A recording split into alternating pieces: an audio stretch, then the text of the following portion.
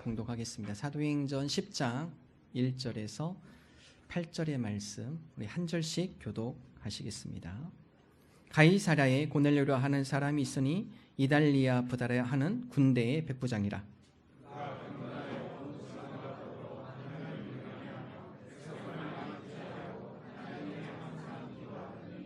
하루는 제9시쯤 되어 환상 중에 밝히 보매 하나님의 사자가 들어와 이르되 고넬료야 하니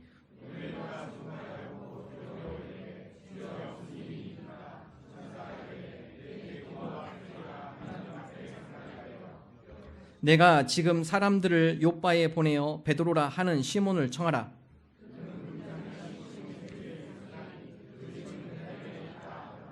마침 말하던 천사가 떠나매 고넬료가 집안 하인 둘과 부하 가운데 경건한 사람 하나를 불러 아멘.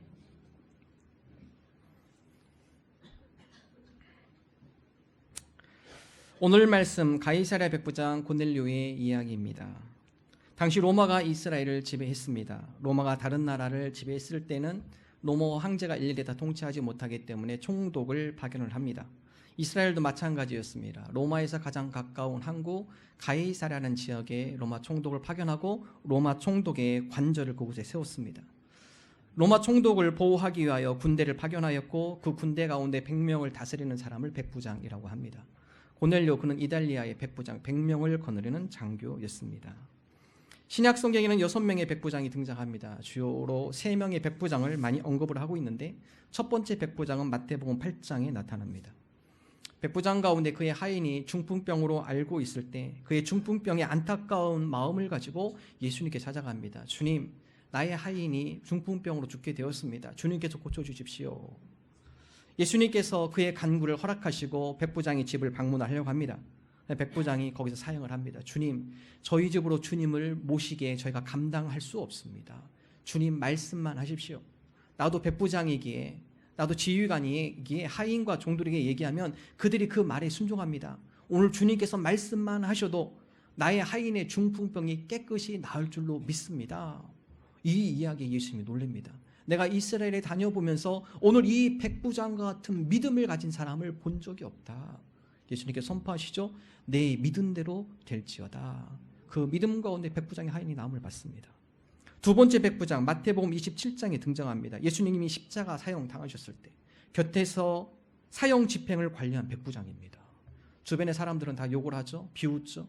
예수님으로 하여금 당신이 하나님의 아들이면 진정 거기서 내려와 보십시오. 당신 스스로를 구원해 보십시오. 많은 사람들이 조롱하는 가운데 예수님의 십자가의 처형을 유심히 관찰하는 사람 백부장이었습니다. 그는 그 사형을 집행하면서도 저분이 혹시 정말 하나님의 아들은 아닐까? 예수님께서 운명하시고 땅이 움직이며 하늘이 어둠에 점점 짙어지기 시작하며 그는 다음같이 고백을 합니다. 그는 실로 하나님의 아들이셨도다. 두 번째 백부장입니다. 많이 등장한 백부장 오늘 말씀 고넬료라는 사람입니다. 그도 백부장이죠. 그러나 그는 이스라엘 사람들한테 칭찬받는 사람이었습니다. 여러분 상식적으로 생각해 보면 식민 국가에서 다른 나라를 통치할 때 식민지를 지배할 때는 지휘관들은 그곳에서 최대한 부를 축적하려고 합니다. 이곳으로 파견한 이상 이곳에 있는 동안에 이곳 식민지에 있는 모든 것들을 어떻게 해서라도 조금이라도 챙기고 부를 축적하려는 마음들이 일반 그 당시의 상황이었습니다. 그러나 고넬료는 그런 인물이 아닙니다. 오히려 식민지 국가이지만 그 국민들을 생각하고 그들을 구제하기 위하여 오히려 자기의 것을 내어놓고 자기 것을 희생하면서 이스라엘 식민지 국가의 국민들을 섬긴 사람이었습니다. 그러므로 이스라엘의 많은 사람들이 그를 존경했습니다. 하나님께서는 오늘 이 백부장을 통해 놀라운 일들을 보여주고 계십니다. 고넬료라는 인물이죠. 하나님께서 왜 고넬료라는 인물을 택하셨을까? 특별히 사도행전 10장은 사도행전 2장과 병행 구조를 이루고 있습니다. 사도행전 2장에 보면 예수님의 명령, 예언, 오직 성령이 너희에게 임하시면 너희가 권능을 받을 거고 예루살렘과 유대와 사마리아와 땅 끝까지 이르러 내 증인이 되리라. 예수님께서 선포하셨죠. 이 증인이 되는 역사가 사도행전 2장 성령 강림, 오순절의 성령 마가다락방에 모여있는 예수님의 제자를 비롯한 120 성도 가운데 성령이 임재하죠. 그 가운데 그들이 성령의 선물을 받고 증인이 되어집니다. 그래서 예루살렘을 건너 유다를 거쳐서 사마리아까지 하나님의 복음을 전하는 능력자로 바뀌죠. 그러나 여러분, 마가 다락방에 임했던 성령 강림이 언제 또 임하느냐? 오늘 사도행전 10장이에요. 누구의 집에서요? 고넬료의 집입니다. 고넬료는 유대인이 아니에요. 이방인입니다. 하나님께서 이제는 예루살렘과 유대와 사마리아를 뛰어넘어서 땅끝까지 하나님의 복음이 전파되어지도록 증인을 삼는 것, 그 첫 출발점, 바로 고넬료 가정에서 시작이 되었죠. 고넬료는 유대인이 아닙니다. 이방인입니다. 오늘 사도행전 10장에 성령이 임재하고 그 가정이 세례를 받고 구원받은 역사, 이제는 하나님의 구원의 역사는 유대인에게만 국한된 것이 아니라 전 세계로 확산되어질 것이다. 그 첫 출발점이 고넬료와 그의 가정에서 시작이 되어졌다라는 것입니다. 그래서 여러분, 다른 백부장은 무명의 백부장이에요. 이름이 등장하지 않아요. 근데 유독 사도행전 10장에 나와 있는 고넬료는 이름이 등장합니다. 고넬료라는 분명한 이름을 성경에서 기록을 하고 있습니다. 하나님께서 왜 고넬료라는 인물을 사용하셨을까? 이방 선교와 이방 구원의 첫 출발점, 점화점으로 왜 하나님께서 고넬료라는 사람을 하나님께서 들어 쓰셨을까? 오늘 성경에 보면 그 이유가 나와 있어요. 첫 번째, 고넬료, 그는 어떤 사람인가? 그는 경건한 사람이라고 기록을 하고 있습니다. 사도행전 10장 2절의 말씀 함께 한 목소리로 읽습니다. 그가 경건하여 온 집안과 더불어 하나님을 경외하며 백성을 많이 구제하고 하나님께 항상 기도하더니. 성경에서 말하는 고넬료, 그는 어떤 인물이었는가? 첫 번째, 그는 경건한 사람이었다. 경건이라는 것은요, 하나님을 닮아가고자 하는 성품, 그의 행실, 이 모든 것들을 경건이라고 표현을 해요. 그래서 경건에는 두 가지 경건을 이야기합니다. 첫 번째는 외적인 경건이에요. 사람 모습을 보며 그 사람의 행동을 보며, 야, 저 사람 참 경건해. 그 사람 행동하는 모습들이 경건해 보여. 외적인 경건이죠. 성경에 보면 이 외적인 경건에 대해서 예수님께서 책망한 사람들이 있어요. 외적인 모습은 경건하지만 그러나 그 속은 경건하지 않아요. 예수님께서 그들을 책망하죠. 대표적 인물들이 바리새인들과 서기관들이에요. 그들은 긴 경건한 옷을 입고 목소리도 굵은 목소리를 내고, 그리고 사람들이 많이 다니는 시장거리, 그곳에서 손을 들고 일부러 큰 소리로 기도해요. 누구를 위한 기도이죠? 하나님께 한 기도가 아니라, 오늘 내가 이렇게 기도하는 것을 여러분 좀 봐주십시오. 나는 이렇게 경건한 사람입니다. 큰 시장가에 많은 사람들이 지나가는 그곳에서 기도하는 모습을 일부러 보여주려고 그래요. 예수님께서 그들을 책망하죠. 외식과 가식하는 자들이요, 겉은 경건한 척하지만 그러나 너희들 마음속에 탐욕과 욕심으로 가득 차 있구나. 예수님께서 그들을 책망하십니다. 마태복음 23장 25절 함께 한 목소리로 읽겠습니다. 화 있을 진저 외식하는 서기관들과 바리새인들이여, 잔과 대접의 것은 깨끗이 하되 그 안에는 탐욕과 방탕으로 가득하게 하는도다. 이건 경건의 모습이 아니에요. 외적은 경건한 척 하지만 그러나 그 마음은 하나님을 경외하고 하나님을 사랑하는 마음으로 채워져 있는 것이 아니라 자기의 탐심, 자기의 욕심을 가득 차 있어요. 그래서 여러분, 우리가 경건하다 외적인 모습을 판단 못해요. 우린 실수할 수 있어요. 중심을 보신 하나님은 다 아시죠. 정말 저 사람이 경건한 사람인가? 아니면 가식과 외식에 휩싸여 있는 사람인가? 하나님 정확히 보시죠. 우리가 신앙생활하면서 주의할 것이 있어요. 바로 이런 가식과 외식의 경건이에요. 하나님께서는 우리로 하여금 외적인 경건이 아니라 우리 내적인 경건을 하나님께서 요구하십니다. 그럼 외적인 경건, 이것 때문에 많은 분들이 잘못된 방향으로 갈 경우가 많습니다. 이거 잘하는 데 있어요. 신약 성경에는 바리새인들, 서기관들이 잘하죠. 이 시대에는 이단들이 이걸 너무 잘해요. 이단들. 신천지 너무 잘해요. 이거요. 그래서 여러분, 신천지 하는데 모임 가보면요, 기존 신자들이 팍 졸릅니다. 왜 그렇습니까? 얼마나 열정적으로 찬양하고요. 일반 교인들은 너무 이게 믿음이 없는 것 같이 보여요. 거기 가보면 얼마나 열정적으로 찬양하고요. 또 그들의 모임이 얼마나 화기애애하고요. 거기에 빠지는 거예요. 근데 그들의 속모습은 어떻죠? 어떻게 해서도 저 사람을 낚아야겠다. 여러분, 한번 신천지가 일반 한 성도를 포교하려면요, 대여섯 명이 작전을 다 짭니다. 그 사람이 어떤 사람인지 다 파악하고 그가 지금 관심 갖고 있는 분야가 무엇인지 이 정보를 다 섭렵을 해놔요. 그리고 마치 우연처럼 만난 것처럼 모든 만남을 다 가정합니다. 아는 분하고 같이 커피숍에서 커피 마시고 있는데 누가 옆에 지나가면서 창문을 막 두드리면서 반가운 척합니다. 나중에 알고 보면 다 작전이에요. 내가 누구랑 만날 텐데 당신 몇 시쯤에 그 앞을 지나가. 그냥 지나가다가 우리가 이 창가 옆에 앉았을 테니까 그때 창문을 좀 두드려. 그래서 우연히 만난 것처럼 얘기해. 그러다가 우연히 만난 것처럼 들어오라게 해가지고 같이 앉으면요, 그 다음부터 얘기하죠. 이분이 어디 지역 선교사님이신데, 그 상대가 궁금하고 갈증이 있는 그것을 또 언급을 해요. 자녀에 대한 문제, 뭐 가정에 대한 문제, 직장에 대한 문제. 그러면 그 선교사님이 와가지고 그걸 또 얘기를 해요. 그럼 당연히 놀래죠. 야, 저 사람이 영적인 능력이 있나 보다. 내 속마음 어떻게 꿰뚫을까? 다 위장술입니다. 위장술이. 다 작전을 짜가지고 그렇게 들어오는 거예요. 그거 조심하셔야 돼요. 지금 세종시도 보니까요, 그 몰몬교 신자들이 좀 있어요. 보니까 대학생들, 외국인 대학생들 정장, 검은 정장 딱 입고 넥타이 메고 2명씩 짝지어 다니죠. 여기다가 그 영문 이름 명찰 딱 달고 다니죠. 그들이 주로 하는 방법이 뭐죠? 나랑 같이 영어 배우자. 얼마나 좋아요. 원어민인데 그것도 무료래요. 공짜래요. 귀가 솔깃하죠. 야, 원어민 만나서 영어 배우려면 뭐 몇십만 원 들어가는데 이 사람들은 공짜야. 귀가 솔깃해요. 여러분, 무료일까요? 영혼을 담보로 하셔야 돼요. 들어가면. 그 사람들이 영어만 가르칠까요? 그렇지 않아요.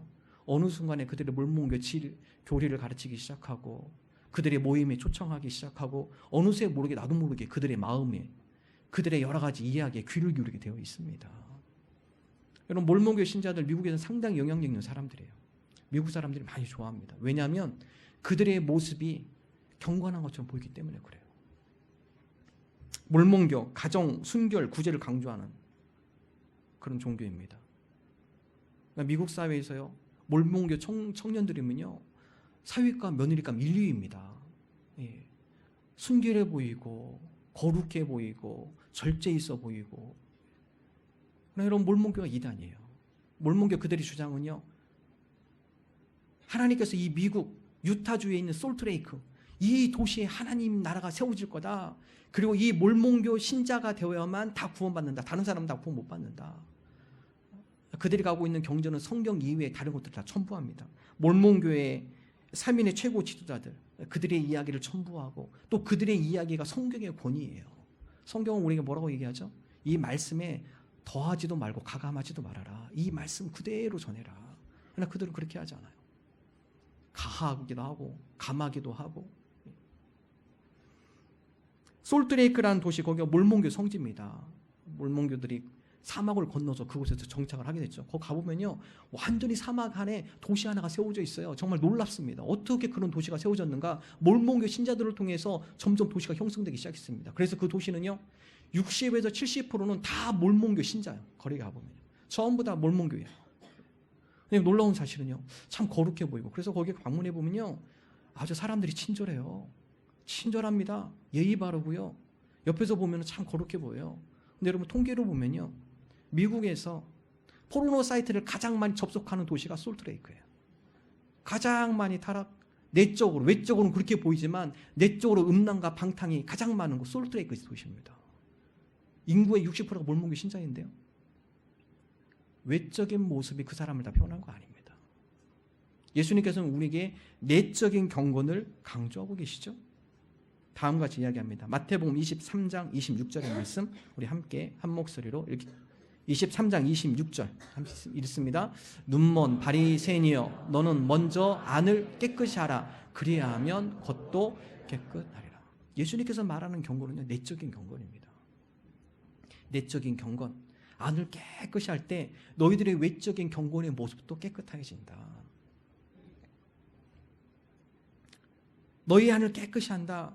너희 마음에 하나님을 사모하는 마음과 하나님을 향한 뜨거운 열정, 너희 마음 가운데 하나님 앞에 가까이 나아가고는 뜨거운 마음, 이것이 우리 가운데 채워질 때 비로소 외적인 경건의 모습, 삶의 변화, 삶의 모습들 가운데도 경건의 모습이 나타나게 되어진다는 것입니다. 바울은 디모데에게 다음같이 이야기하죠. 디모데 후서 3장 5절의 말씀 함께 읽습니다. 경건의 모양은 있으나 경건의 능력은 부인하니 이 같은 자들에게서 내가 돌아서라. 경건의 모양은 있지만 그러나 경건의 능력이 나타나지 않아요. 다시 생각해 봐야죠. 내적인 경건이 채워질 때 그 가운데 경건의 능력이 나타납니다. 그 사람과 함께하며 그 사람의 이야기를 들으며 그 사람과 함께 신앙생활하며 도전을 받게 되죠. 내적인 경건이 채워진 사람. 경건의 삶. 고넬료가 바로 그런 인물이죠. 그는 경건하니 온 가족과 더불어 하나님을 경외하더라. 경건의 삶은 한마디로 요약하면요, 하나님을 경외하는 삶이에요. 하나님을 경외하다. 그 삶은 하나님을 두려워하며 살아가는 삶입니다. 오늘 설교 제목을 뒤틀린 삶을 바로잡는 힘이라고 제목을 잡았습니다. 여러분, 이 제목은 폴 트립의 책의 제목이에요. 폴 트립이 경외라는 책을 썼는데요, 그 책의 부제목이 다음과 같습니다. 뒤틀린 삶을 바로잡는 힘. 경외예요, 경외. 그는 다음과 같이 이야기합니다. 물질에 대한 집착, 일 중독, 폭식과 비만, 간음 등 삶에서 부딪히는 모든 문제의 근원은 하나이다. 바로 우리가 하나님을 경외하지 않는다는 것이다. 모든 삶의 문제가 어디서 시작이 되느냐? 우리의 방황함과 방탕함과 삶의 염려와 두려움과, 여러분, 이 모든 삶의 문제, 이것은 근원이 하나인데, 그것은 바로 하나님을 경외하는 데서 떠날 때 우리의 삶을 뒤틀리기 시작한다는 거예요. 뒤틀린 삶을 바로잡는 힘은 우리가 하나님과의 관계를 바로해 나갈 때, 하나님을 두려워하며 우리 마음 가운데 하나님을 깊이 사랑하며 우리 가운데 하나님의 마음을 깊이 닮아가며 그 마음을 품으며 나갈 때 비로소 우리 삶이 제대로 잡혀가기 시작한다는 거예요.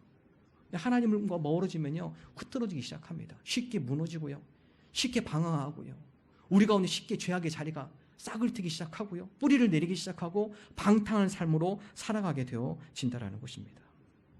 내 삶의 마음의 중심에 하나님이 왕으로 존재하고 있는가? 내적 경건이라는 것은 내 마음의 중심에 하나님을 왕으로 모시고 살아가는 거예요. 그 하나님을 높이고 내 마음에 그 하나님을 찬양하며 그 하나님의 은혜에 힘입어 살아가며 하나님의 마음을 품고 그 뜻대로 순종하기를 결단하며 살아가는 삶, 이것이 바로 하나님을 경외하는 삶, 이것이 바로 경건한 사람입니다. 바로 그러할 때 우리 가운데 창조 질서가 회복이 되어진다. 하나님의 은혜를 힘입어 하나님의 뜻대로 살아가는 삶, 바로 그 가운데 하나님의 창조 질서가 바르게 잡혀갈 것입니다. 우리 가운데 하나님의 창조 질서가 잡히기를 원하세요? 하나님을 왕으로 삼으십시오. 우리 마음 가운데 하나님을 주관자로 삼으십시오. 하나님께서 우리를 다스려 주실 때, 그때 비로소 우리의 삶이 바로 창조 질서에 맞게 바르게 세워져 나가게 되어지는 것입니다. 제가 이야기를 하면 콤파스 이론 많이 합니다. 콤파스 이론. 여러분, 우리 자녀들 수업하다 보면 콤파스 재료 많이 사용을 하죠. 여러분, 콤파스 가운데 중심 다리가 있죠. 그리고 한쪽 다리를 벌려서 거기에 연필을 끼우고 원을 크기를 조절합니다. 이 거리 간격을 통해서. 가장 콤파스의 중요한 것은요, 가운데 중심 다리입니다. 이것이 흔들리면요, 원이 제대로 그려지지 않아요. 울퉁불퉁 제대로 그려지지 않죠. 여러분, 우리의 신앙도 마찬가지예요. 우리 가운데 하나님을 경외하는 중심된 마음이 흔들리면요, 우리의 삶의 반경, 삶의 영역들은 흔들려지기 시작합니다. 제대로 삶의 환경을 우리가 그려나갈 수 없어요. 우리가 올바른 삶의 반경, 올바른 삶의 모습들을 세워가기 위해서는 중심을 먼저 잘 잡아야 돼요. 하나님을 경외하는 마음 중심이 먼저 잡혀야 돼요. 그럴 때 우리 삶의 영역도 바르게 잡아 나갈 수 있습니다. 삶 가운데 혼동하고 뭔가 불안해하며 염려 가운데 흔들리시는 분 계시나요? 먼저 잡을 것은 그 삶을 먼저 잡는 것이 아니라 하나님을 먼저 잡으십시오. 하나님을 경외하는 마음으로 채워가십시오. 그럴 때 우리의 삶은 자동적으로 잡혀지게 되어 있습니다. 고넬료 어떻습니까? 우리 2주 전부터 사울을 이야기했고 제가 바나바를 이야기했습니다. 신앙의 인물들 한결같죠? 그들 마음 가운데는 중심 잡힌 마음, 하나님을 경외하는 철두철미한 마음이 있습니다. 그렇기 때문에 그들의 삶은 안정적으로 보이고요, 선한 영향을 끼치는 삶으로 보이고요, 다른 여러 사람들로 하여금 보람되고 존경받는 삶으로 비춰지는 것입니다. 오늘 저와 여러분이 하나님을 경외하는 자들이 되기를 원합니다. 주님 앞에 내적으로 외적으로 경건하게 살아가는 저와 여러분 되시기를 주님의 이름으로 축원합니다. 두 번째, 고넬료를 통해 우리가 배울 수 있는, 왜 하나님께서 그런 고넬료를 사랑하셨을까, 그리고 이용하셨을까, 사용하셨을까? 그는 경건한 사람이었고 하나님을 경외하는 사람이었고, 두 번째로 그에게는 더불어 신앙의 모습이 있었습니다. 다시 한번 사도행전 10장 2절의 말씀 함께 한 목소리로 읽겠습니다. 그가 경건하여 온 지방과 더불어 하나님을 경외하며 백성을 많이 구제하고 하나님께 항상 기도하더니, 그가 경건하며 하나님을 경외함에 있어서 온 지방과 더불어입니다. 더불어, 혼자 하지 않아요. 온 지방과 더불어 하나님을 경외하는데 백성을 구제하고 하나님께 항상 기도하더라. 구제와 기도, 이것은 경건의 모습 가운데 나타나는 당연한 외적인 모습이죠. 근데 그러한 모습을 함에 있어서 혼자 하지 않아요. 그는 온 지방과 더불어 하나님을 경외하더라. 하나님께서 은혜 주시고 그 은혜에 감사하여 나만 누리지 않아요. 어떻게 해서 이 은혜와 감격을 다른 누군가에게 나누어 주고 싶고 그도 이 은혜를 맛보게 하기를 원해요. 온 집안을 불러서 야, 하나님을 만나야 돼. 하나님을 경외해야 돼. 그 가운데 하나님께서 우리의 중심이 되어 주시고 우리의 삶을 다스려 주시고 그 가운데 우리 가운데 평안과 기쁨을 주셔. 온 가족을 불러 더불어서 그들이 하나님을 만나고 하나님을 경외하도록 함께 격려하며 더불어 함께 세워가는 신앙의 모습. 여러분, 하나님은 바로 그러한 사람들 역사하세요. 오늘 저와 여러분이 바로 그러한 축복의 통로들이 되기를 원합니다.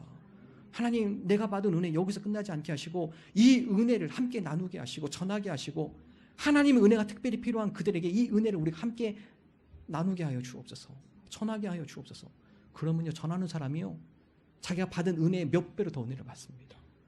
그 은혜를 함께 나눈 사람은 그 사람은 그 은혜로 말미암아 살아갈 새 힘과 용기를 얻게 되는 것이죠. 이것이 바로 더불어 신앙이에요.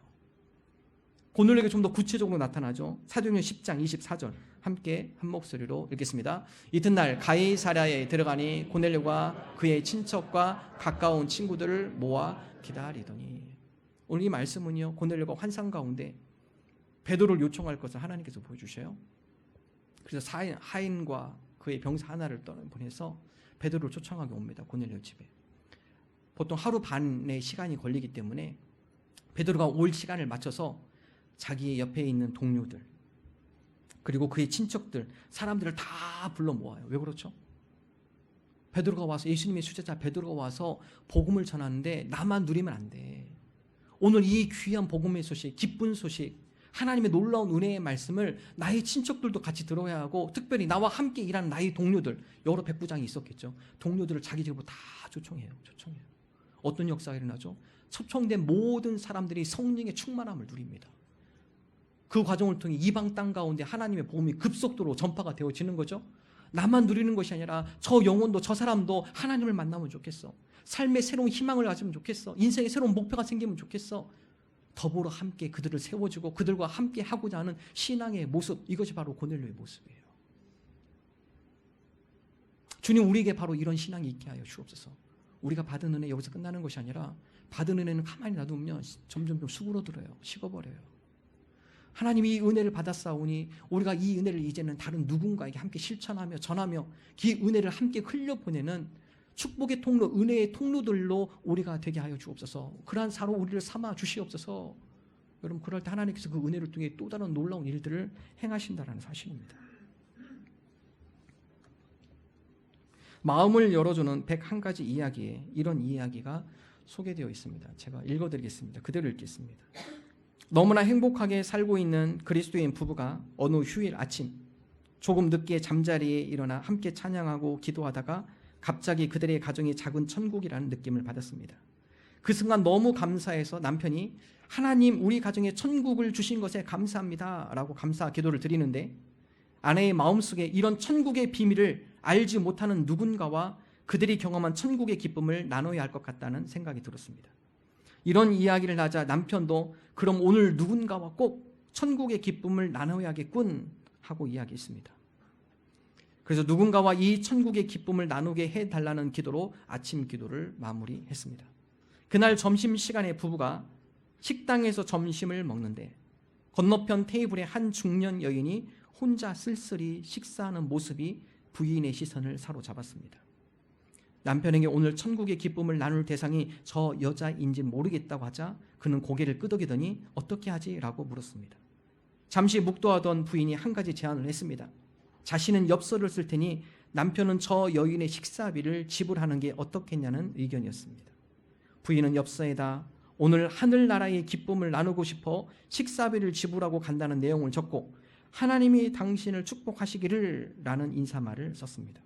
그리고 남편은 이 여인의 식사비를 지불하는 것을 비밀로 해달라고 부탁한 뒤 자리에 돌아와 식사를 계속했습니다. 잠시 후 식사를 끝낸 여인은 식사비를 지불하려고 카운터로 갔는데 식사비가 이미 지불된 것과 누군가가 카드 한 장을 남겼다는 것을 알게 되었습니다. 카드를 읽어 내려가던 그 여인은 놀라운 표정을 짓더니 카운터 옆자리에 앉아 무엇인가 노트에 적기 시작했습니다. 멀리서도 노트를 꺼내 무엇인가 기록하던 여인이 손수건을 꺼내 눈물 닦는 것을 볼 수 있었습니다. 한참 심각하게 생각하고 무엇인가를 적어 내려가던 여인이 카운터에 있는 사람에게 뭔가를 부탁하더니 황급히 식당을 떠나는 것이었습니다. 잠시 후 이 부부가 받아든 노트 쪽지에는 이런 메시지가 적혀 있었습니다. 누군지 모르는 하나님의 천사에게, 저는 교회를 꽤 오래 다녔지만 요즘 하나님도 천국도 없다는 결론을 내렸습니다. 저는 우울증으로 고생하다가 남편에게 버림받은 뒤 사랑 없는 세상을 그만 떠나기로 결심했습니다. 사실 오늘 마지막으로 근사한 식사를 하고 세상을 떠나기로 했는데 여기서 다시 하나님을 만났습니다. 그리고 천국의 소망을 바라보고 다시 살기로 마음 먹었습니다. 당신은 천국에서 보낸 천사입니다. 감사합니다. 교회로 하나님의 품으로 다시 돌아가겠습니다. 아침에 하나님 앞에 찬양하고 기도가 오는데 그의 마음속에 천국의 기쁨을 누려요. 이 기쁨을 누군가에 꼭 전달했으면 좋겠다. 누군가도 하늘나라 이 천국의 기쁨을 함께 맛보면 좋겠다. 어떻게 할까? 식당에 가서 고민하다 보니까 저 상대편 저쪽 건너편에 쓸쓸히 외롭게 뭔가 마음속에 큰 슬픔이 있는 저분을 위해서 우리가 이 기쁨을 함께 나눴으면 좋겠다. 식사비를 내주고 카드를 써주고, 근데 여러분 그것이 그 여인을 살렸어요. 그 여인은 때마치 그날 마지막 식사를, 근사한 식사를 마치고 죽음의 현장으로 갈 여인이었습니다. 하나님께서 감동을 주신 거죠. 내가 받은 은혜 나눌 때 하나님께서 역사하시는 거예요. 나는 하나님께 주신 이 감동의 기쁨을 나는 누군가에게 어떤 사정은 모르지만 나눴지만, 그러나 그 은혜를 하나님께서 더 그 사람에게 맡게, 또 그 사람에게 삶의 용기와 희망을 주는 메시지로 그를 일으키시고 세워주신다는 사실입니다. 오늘 저와 여러분이 이런 신앙의 도구로 사용되기를 원합니다. 하나님, 우리가 바로 그러한 은혜의 전달의 도구, 하나님의 사랑을 흘려보내는 축복의 통로들이 되게 하여 주옵소서. 여러분, 그런 통로로 쓰임받은 대표적인 인물 요셉이죠. 요셉은 상당히 힘든 어려운 상황을 살아간 사람이에요. 그러나 그가 하나님의 은혜를 날마다 구하며 살아갑니다. 어떻죠? 요셉을 통해 그가 가는 곳곳마다 하나님께서 요셉을 통해 그가 가는 곳곳마다 형통케 하시는 축복을 주죠. 창세기 한번 읽어볼까요? 창세기 29장 21절의 말씀 우리 함께 한 목소리 읽습니다. 여호와께서 요셉과 함께 하시고 그에게 인자를 더하사 간수장에게 은혜를 받게 하시며, 어느 곳에 가든지 그 하나님 은혜를 사모할 때 하나님께서 요셉에게 인자를 더하시고 요셉을 통해 그곳에 있는 많은 사람들에게 은혜를 받게 하셨다. 축복의 통로이죠. 은혜의 통로입니다. 그가 가는 곳에 그리스도의 향기가, 그가 가는 곳에 그리스도의 빛의 역할을 감당한 인물, 우리가 그런 인물이 되기를 원합니다. 더불어 신앙생활하는 우리의 신앙의 모습. 신앙생활 혼자 하면 빨리 갈 수 있어요. 그러나 멀리 못 갑니다. 그러나 더불어 함께 신앙생활하며 나갈 때 멀리 갈 수 있습니다. 더디 갈 수 있지만 멀리 갈 수 있어요. 우리 신앙생활 100m 달리기 아니에요. 마라톤입니다. 여러분 평생 신앙생활 하실 거잖아요. 마라톤이에요. 마라톤. 하나님, 때로는 우리가 지치고 힘들 때 우리 혼자 주저앉지 않게 하시고 더불어 함께 신앙생활하며 하나님의 은혜를 함께 나누고 전하며 힘든 자를 세워주고 붙들어주고 그 가운데 하나님의 은혜의 자리에 나가도록 우리가 더불어 함께하는 신앙 공동체가 되게 하여 주옵소서. 방학에 청년들 단기 선교를 많이 갑니다. 저도 청년부 대학부 지도하며 방학 되면 많은 청년들이 지원을 합니다. 여러분, 그 단기 선교 가면 자기 돈 투자하고요, 자기 시간 빼야 하고요, 또 훈련 받는데 여러 과정을 하죠. 쉽지 않습니다. 준비해서 출발합니다. 단기 선교를 가면 무엇이 제일 힘들까? 해외 선교를 가면 여러분 음식도 맞지 않아요. 기후도 틀립니다. 또 여러분 거기에 있는 여러 해충들, 한국의 모기는 뭐 별거 아니에요. 동남아에 있는 모기들은 엄청 셉니다. 벌레도 많고요. 음식도 틀려요. 청년들이 인도 갔을 때는 숟가락 사용 못하게 합니다. 전부 다 같이 똑같이 손으로 먹어야 돼요. 밥을 다. 왜냐하면 그들이 그렇게 먹기 때문에 동화대교에서는 그들과 똑같이 행동하는 거예요. 그들의 문화를 그렇게 따라가는 거예요. 청년들 단계선을 끝나고 나중에 같이 함께 이야기를 나눕니다. 무엇이 제일 힘들었냐? 무엇이 제일 힘듭니까? 그럼 무엇이 제일 힘들까요? 음식? 문화? 기후? 언어? 아니에요. 제일 힘든 것은요, 관계입니다. 관계. 팀원들끼리 관계가 제일 힘들다고 해요. 가가지고 얼마나 싸우는지요. 예. 그럴 만도 하죠. 다 각자 개인적 살다가 10일 동안 몰아놓으니까요, 별 싸움이 다 생겨요. 예. 자기 색깔 나오고, 자기 성격 나오고, 자기 원하는 거 나오고, 그러다 보니까 서로 공동체 살 가운데 서로 그것 때문에 신경전이고요. 그것 때문에 막 속에서 불불 끓고요. 나중에 폭발하더라고요. 참다 안 되겠다. 더 이상 못 참겠다. 결국 팀원들끼리 서로 싸우고 지지고, 예. 그 놀라운 사실은 그런 과정을 통해 청년들이 성장해 있어요. 힘들고 어렵지만 그 과정을 통해 본인이 다듬어지기 시작했고, 다른 사람을 이해할 수 있는 마음이 조금씩 넓혀지기 시작했고, 힘들었지만 오히려 그런 더불어 신앙 공동체 가운데 그들이 성장해 나갔다는 거죠. 여러분, 그들만 그럴까요? 직장 생활하도 뭐가 가장 힘드세요? 일이 힘드십니까? 일은 그렇게 힘들지 않아요. 관계입니다. 관계. 직장 동료들과의 관계예요. 그들과 한 사무실에서 마음이 맞지 않지만 함께 일해야 하고, 때로는 서로 상처를 주고받고, 그러다 보면 그 직장에 가기가 싫고, 그럼에도 불구하고 가야만 하고, 함께 있는 그 자체가 쉽지가 않아요. 그러나 그런 과정을 통해 성장하는 거예요. 내가 양보할 줄 알고, 그들이 말하는 상처를 내가 그것을 함께 받아둘 줄 알고, 그러면서 나 자신이 성장하게 되는 거죠. 교회도 마찬가지입니다. 교회라고 그러지 예외 아닙니다. 신앙생활하면서 관계 때문에 상처받은 분들 많이 계시죠. 관계 때문에 마음에 아픔을 겪으신 분들 많이 계시죠. 때로는 그것 때문에 내가 교회를 떠나야 하나? 그런 분 계실 거예요. 그러나 분명한 것은 그런 관계를 극복할 때 그 사람도 성장해 나가는 것입니다. 더불어 신앙 공동체 가운데 하나님, 때로는 이런 아픔과 상처도 있지만, 그러나 하나님 이것을 잘 극복할 때 하나님께서 우리를 더 다듬으시고 더 성숙하고 더 성장한 모습으로 하나님께서 우리를 다듬어 주실 줄로 믿습니다. 더불어 신앙생활이에요. 혼자 하는 거 아닙니다. 고넬료, 그는 더불어 신앙생활 하는 신앙인이었습니다. 그의 가족들을 챙기고 자기 친구와 동료들, 친척들, 그들을 함께 섬기며 그 가운데 함께 신앙에 성장하도록 함께 옆에서 섬겼던 고넬료. 하나님께서 바로 그를 사용하셨습니다. 오늘 저와 여러분이 고넬료를 닮기를 원합니다. 하나님을 경외하며 경건한 삶의 모습으로 살아가게 하여 주옵소서. 하나님과의 관계를 잘 세워가게 하여 주옵소서. 두 번째, 하나님 이웃과의 관계, 더불어 신앙생활하는 그 가운데 우리가 성장하고 성숙하는 그런 신앙의 관계를 우리가 지혜롭게 잘 해나가게 하여 주옵소서. 우리가 이러한 믿음으로 나가는 저와 여러분 되시기를 주님의 이름으로 축원합니다.